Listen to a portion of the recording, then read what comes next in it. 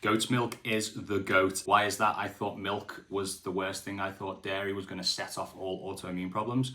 Well, that's mostly for pasteurized cow's dairy, for how the pasteurization process removes the essential enzymes needed to break down the amino acids found in the milk. However, goats and sheep products are negligible in the casein and the lactose, so there's much less chance you'll flare with them.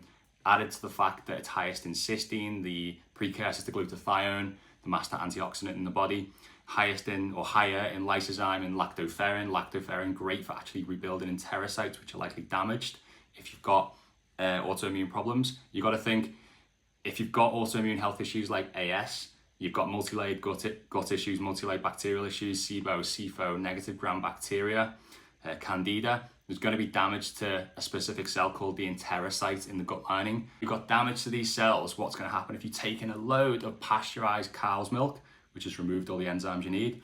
This isn't going to be absorbed properly. The lactose won't be absorbed properly. The casein won't be absorbed properly. It just sits in the gut, ferments, causes inflammation, causes the cascade of immune responses that can eventually result in AS or autoimmune problems. So we come on to goat and sheep products, the absolute goat.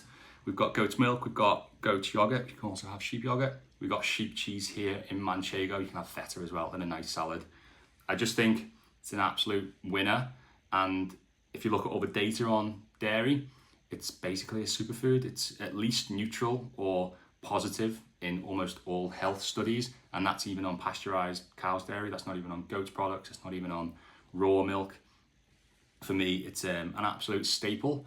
And I mean, it just makes your diet way better, so much more enjoyable. And I hate when I speak to people and I see how they're so negative on what they can eat. They feel like they can't eat anything at all, and I explain to them how these things work and how when you're trying to fix autoimmune problems, don't see it as food bad and food is bad, food might trigger. See it as you've got damage to your gut, you've got a dysfunctional gut, you've got a dysbiotic gut that needs a lot of work. Perhaps foods aren't available to you right now, but some foods should have a net benefit, especially if you do the other work on your gut at the same time.